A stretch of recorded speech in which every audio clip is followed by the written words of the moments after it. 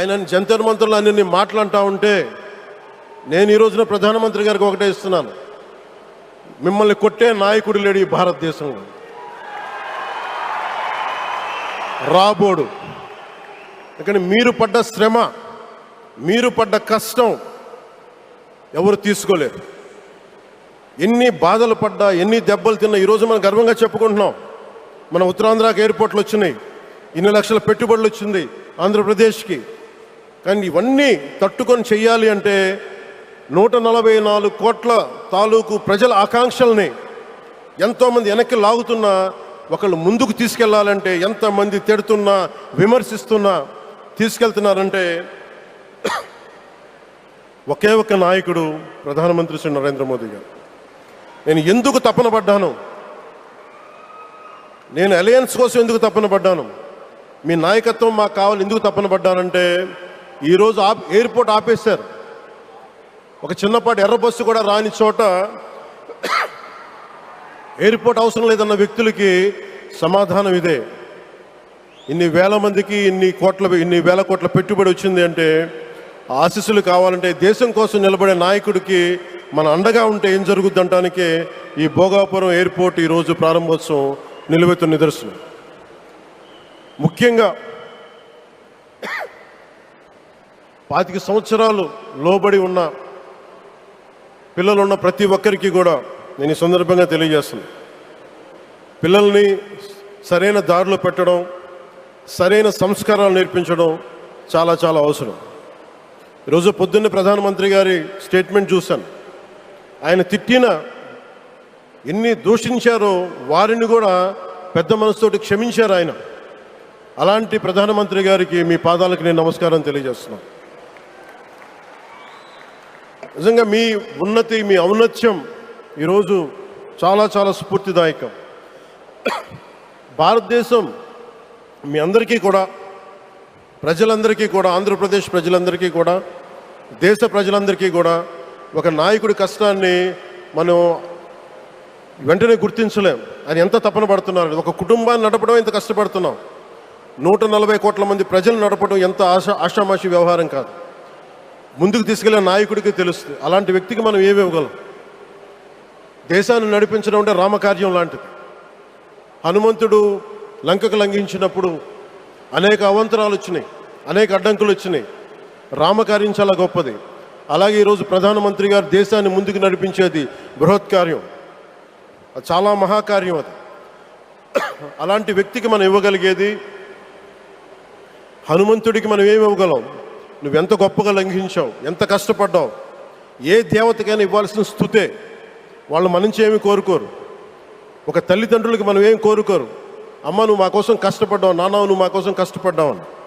అలాగే ఈ దేశ ప్రధానికి, సెలవు తీసుకోకుండా పనిచేస్తున్న ఈ దేశ ప్రధానికి మనం ఇవ్వగలిగేది, మీరు మా కోసం ఎంత కష్టపడ్డారు, మీరు మా కోసం నిరంతరం ఎంత శ్రమ తీసుకున్నారని చెప్పడమే మనందరి కర్తవ్యం.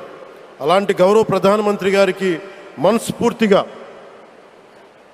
మీరు అనుకున్నంత కాలం అధికారం మీరు వద్దంటే వదలాలి, కానీ అధికారం మీ చేతుల్లోనే ఉంటుంది. దానికి మేమందరం నిరంతర కృషి చేస్తామని తెలియజేసుకుంటూ, భారతమాత ముద్దుబిడ్డ మన ప్రధానమంత్రి నరేంద్ర మోదీ గారికి ధన్యవాదాలు తెలుపుకుంటూ, ఒక్కసారి ఆయనకి ఇవ్వగలిగేది భారత్ మాతకి జయజయలు చెప్పుకుంటూ సెలవు తీసుకున్నాను. భారత్ మాతాకి. గౌరవ ప్రధానమంత్రి గారికి మరోమారు ధన్యవాదాలు తెలుపుకుంటూ, మీ ఆశీస్సులు మా అందరికీ కావాలి, రాష్ట్రానికి కావాలని తెలియజేసుకుని సెలవు తీసుకున్నాను. జై భారత్ అండ్ జై హింద్.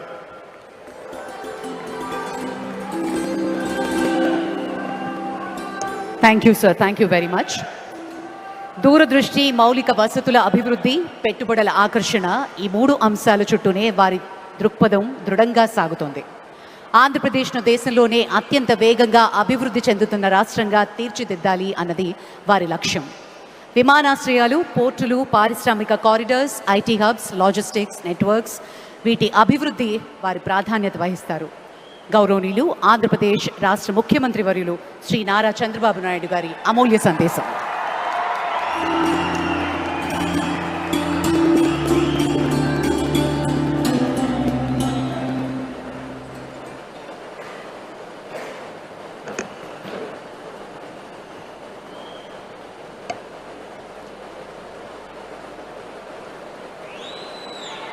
భారత్ మాతాకి దేశభక్తి రావాలి మీ అందరిలో. భారత్ మాతాకి, భారత్ మాతాకి, తెలుగు తల్లికి, తెలుగు తల్లికి. అందరికీ నమస్కారం. Honourable prime minister Narendra Modi గారు, ఆనరబుల్ గవర్నర్ అబ్దుల్ నజీర్ గారు, ఉప ముఖ్యమంత్రి మిత్రుడు పవన్ కళ్యాణ్ గారు, వేదికపై ఉన్న పెద్దలందరికీ ఈరోజు అల్లూరి సీతారామరాజు ఇంటర్నేషనల్ ఎయిర్పోర్ట్ సందర్భంగా ఉత్తరాంధ్ర ప్రజలందరికీ ముందుగా శుభాకాంక్షలు. ఉత్తరాంధ్రలో కొత్త చరిత్రకు నాంది పలికేలా ఎయిర్పోర్ట్ నిర్మాణానికి సహకరించిన రైతులందరికీ ముందుగా పాదాభివందనం చేస్తున్నాను. మీరు కేవలం భూములు మాత్రమే ఇవ్వలేదు, ఉత్తరాంధ్రకు బంగారు భవిష్యత్తు ఇచ్చారు. నేడు ఉత్తరాంధ్రకి ఇంటర్నేషనల్ ఎయిర్పోర్ట్ వచ్చింది. ఉత్తరాంధ్రకి అంతర్జాతీయ ఐటీ దిగ్గజం గూగుల్ వచ్చింది. ఉత్తరాంధ్రకి ప్రపంచ స్థాయి స్టీల్ కంపెనీ ఆర్సీఆర్ మిత్తల్ వచ్చింది. ఇంకా ఎన్నెన్నో. ఇవన్నీ ఎలా వచ్చాయి? ఒక్కసారి మీరు ఆలోచించుకోవాల్సిన అవసరం ఉంది. 2 ఏళ్ల క్రితం విధ్వంసమైన రాష్ట్రం. ఆ రోజు నేను, పవన్ కళ్యాణ్ గారు, నరేంద్ర మోడీ గారి నాయకత్వంలో మీ అందరికీ ఒక హామీ ఇచ్చాం. రాష్ట్రాన్ని పునర్నిర్మాణం చేస్తామన్నాం, నిలబెట్టుకున్నాం. మోడీ గారి చేతుల మీదుగా ప్రారంభించుకున్న ఎయిర్పోర్టు ఉత్తరాంధ్రకు ఒక మణిహారం. నేను అందుకే పదే పదే చెప్తున్నాను, ఉత్తరాంధ్ర కలలకు రెక్కలొచ్చాయి. ఎర్ర బస్సు రాదన్నారు, ఎయిర్ బస్సు వచ్చింది.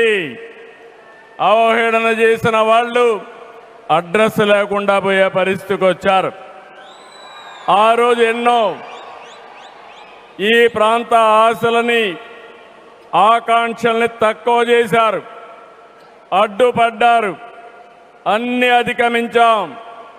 అద్భుతమైన ఎయిర్పోర్ట్ ఈరోజు నిర్మాణం అయిందంటే ఇది ఉత్తరాంధ్రకి గర్వ కారణమని మరొకసారి విజ్ఞప్తి చేస్తున్నాను. కొత్త ఎయిర్పోర్టు మన్యం వీరుడు అల్లూరి సీతారామరాజు పేరు పెట్టుకున్నాం.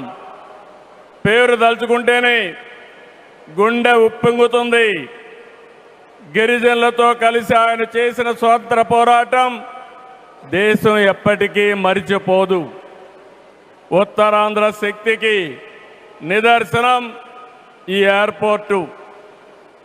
ఎందుకంటే ఈ ఎయిర్పోర్ట్ నిర్మించింది ఎవరో కాదు, ఉత్తరాంధ్ర వాసి జిఎంఆర్, ఈ ప్రాంత వాసి. ఇంకొక పక్క దీనికి తొలి అడుగు వేసిన అశోక్ గజపతి రాజు ఇక్కడి వారి ఏవియేషన్ మంత్రిగా నిర్మాణం పూర్తి చేసే బాధ్యత తీసుకున్న రామ్మోహన్ నాయుడుది కూడా ఉత్తరాంధ్రనే.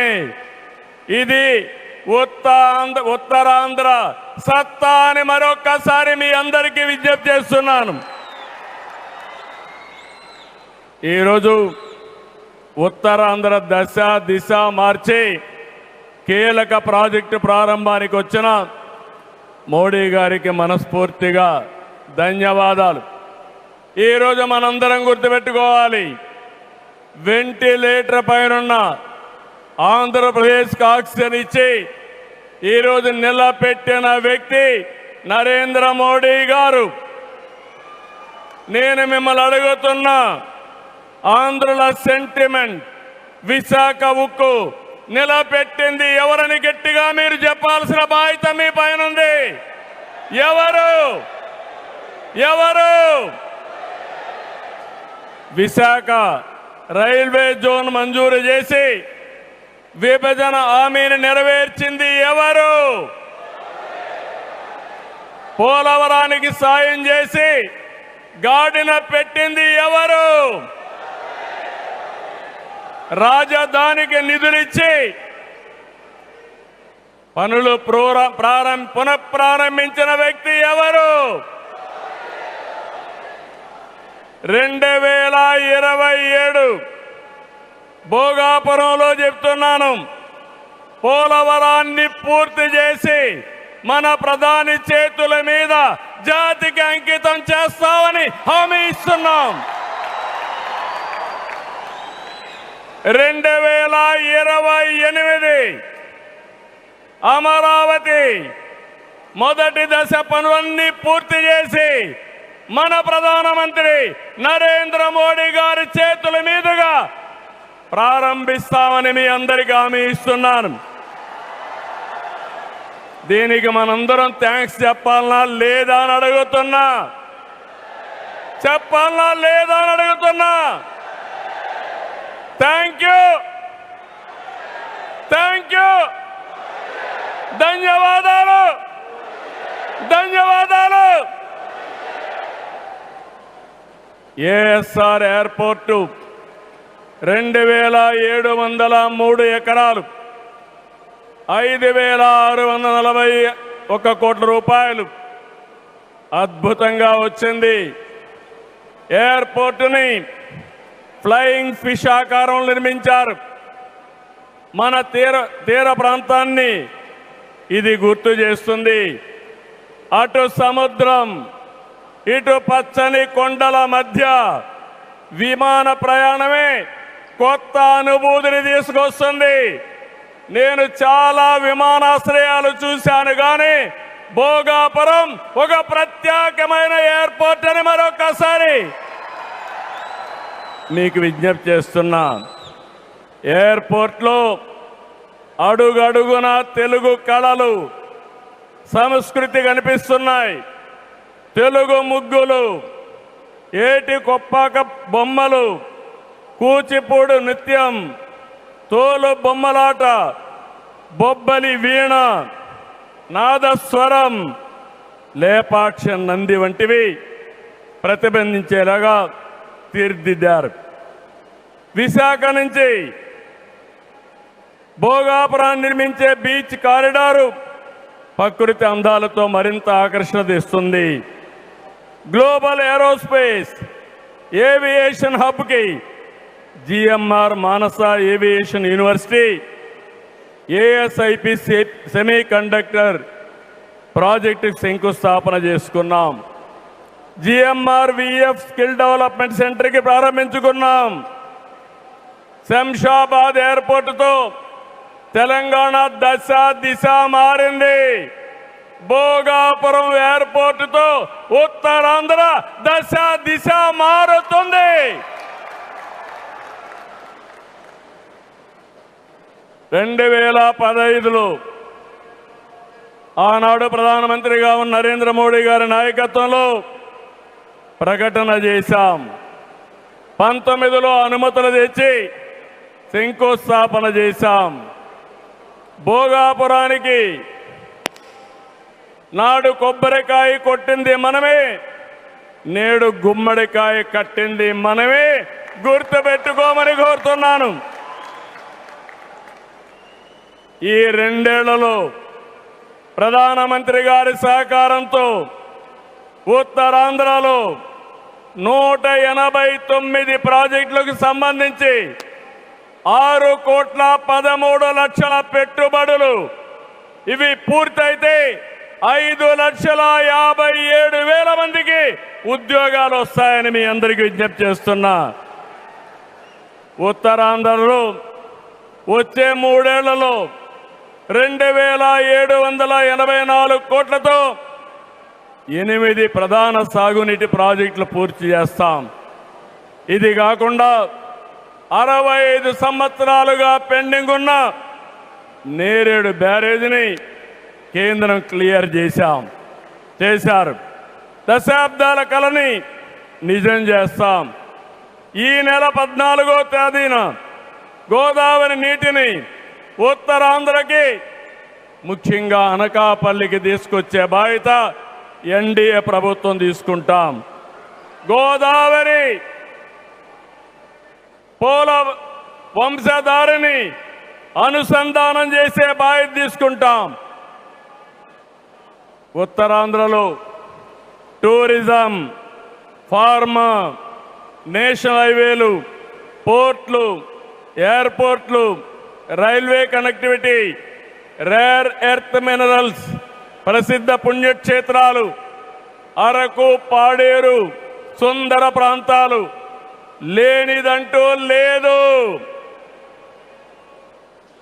వీటితో ఉత్తరాంధ్ర నుంచి వలసలు పోరు. వేరే ప్రాంతాల్లో శ్రీకాకుళం కాలనీలు ఉండవు. వేరే ప్రాంతం నుంచి ఉత్తరాంధ్రకు వలసలు వచ్చే రోజు తొందరలోనే ఉందని మరొకసారి విజ్ఞప్తి చేస్తున్నాను. మిమ్మల్ని కోరేది ఒకటి, ప్రతి వ్యక్తికి అవసరమైన అవకాశాలు కల్పిస్తున్నాం. వాటిని అందిపుచ్చుకోండి. మీ జీవితాలకి మార్చుకుంటూనే సమాజం కోసం, ఈ ప్రాంతం కోసం పనిచేయాల్సిందిగా మిమ్మల్ని అందరినీ కోరుతున్నా. ఈ సందర్భంలో నేను ఒక్క విషయం మీ అందరికి గుర్తు చేయాలి. ఇప్పుడే పవన్ కళ్యాణ్ గారు కూడా ఆవేదన గుర్తు చేశారు. We are in inspiring time. PM Saab, Modi Saab, I am telling you with my heart. We are in inspiring time. The world has moved from IT to AI. The right knowledge is available. The right technology is maturing. But we need leaders to deliver. Democratic countries everywhere are facing crisis, searching for new leaders. We are fortunate, India is fortunate. There is a tested leadership. 25 years, Narendra Modi ji as Chief Minister and Prime Minister of India has done extraordinary work. నేను చెప్పింది వాస్తవం అయితే మోడీ గట్టిగా చెప్పాలి. Modi, Modiji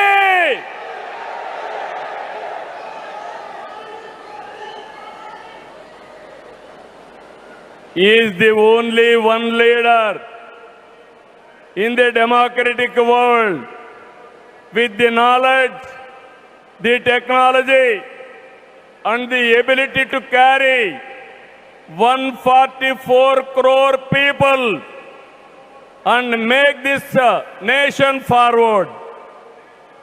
For the last 12 years, all of us have to compare tremendous track record, digital public infrastructure. Today I can say proudly, world largest transactions, digital transactions are happening not in America, not in China, but in India. That is the credit Narendra Modi ji has done. Financial inclusion, Jan Dhan, yes, Modi, louder. Second, financial inclusion, ordinary man, JAM. It is a historical moment. Without corruption, any benefit is going to the last mile, that is DBT. Nowhere in the world, in India it has been established. Infrastructure, You have seen Bhogapuram. Like this, so many airports. National highways, I can say proudly, nowhere in the world our national highways can beat. Railways, yesterday, high-speed trains are coming. And also, green hydrogen train has come in India. First time, that is what Narendra Modi ji. Ports, metros, green energy.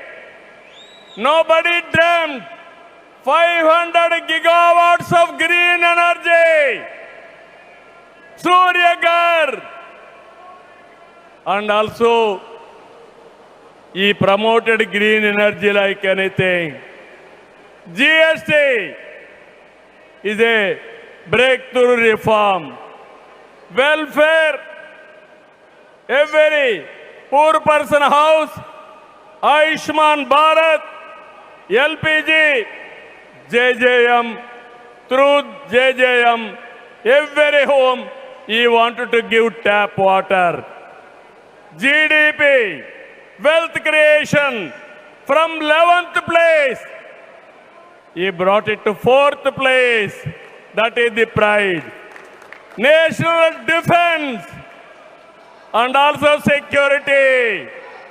There is no Naxalism, no terrorism. Under his leadership, we are all safe. Foreign policy, one of the best foreign policy. Every country is shocked to hear that. Space, science, technology. If we talk anything, I have seen in my past 5 decades career. 1978, I became first time MLA. 1980, I became minister. First time, I have seen a leader with clear clarity. Always, he works with a single agenda, nation first. I am asking one thing, how many leaders with dedication they have worked? In my experience, only one leader, that is Narendra Modi, has done extremely good work.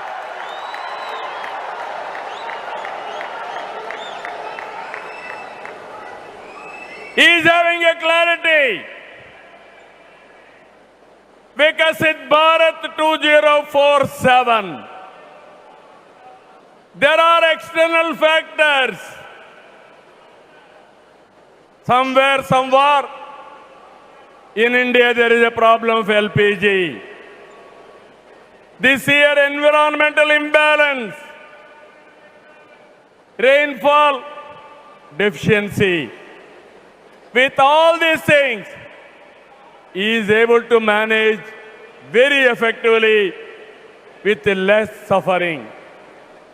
I'm telling you, India is going to become 2047 #1 country in the world. It is possible with Narendra Modi ji. Always I am saying one thing. Right man, right time, right place is the blessing. Nation is blessed with his leadership. I am appealing entire nation. You have to think only one thing. Without Narendra Modi ji, we cannot imagine 2047. He is the tallest leader in the world. If we go to any country, everybody is respecting. That is the pride he brought for the nation. hands off to him. All of us has to stand with him. గట్టిగా లేచి నిలబడుకొని సంఘీభావాన్ని తెలియజేయండి.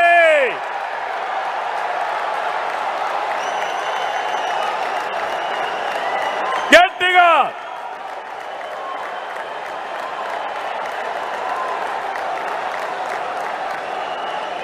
It is our responsibility, our commitment for the nation. Nation first, persons next. So I am very happy. Entire nation has to understand the amount of development, the amount of respect India is commanding globally. Only one man is leading. One leader is leading. That leader is Narendra Modi ji. We have to protect his leadership. All of us have to talk about it. Those who are criticizing him, they have to understand what they have contributed for this nation. He has done for the last 25 years extraordinary work. So with this, భారతదేశాన్ని number 1గా నిలబెట్టే శక్తి నరేంద్ర మోడీ గారికి ఉంది. తెలుగు జాతి చరిత్ర సృష్టించే శక్తి మనకుంది. అల్లూరి సీతారామరాజు స్ఫూర్తితో ఐక్యంగా అడుగేద్దాం. అటు కేంద్రం ఇటు రాష్ట్రం కలిసి ముందుకెళ్దాం.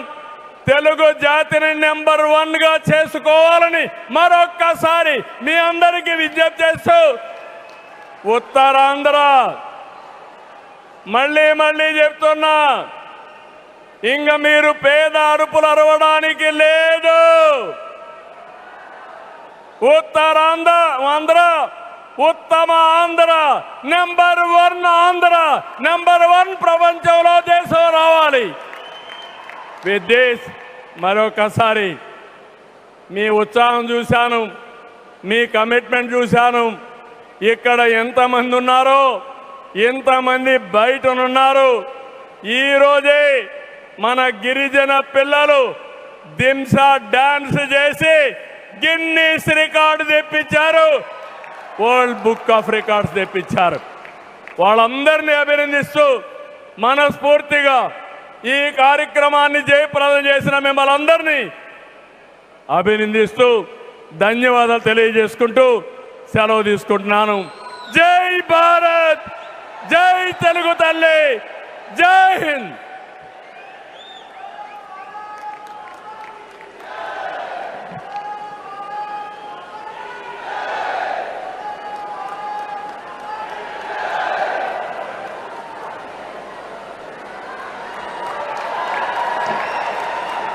Thank you sir, thank you very much.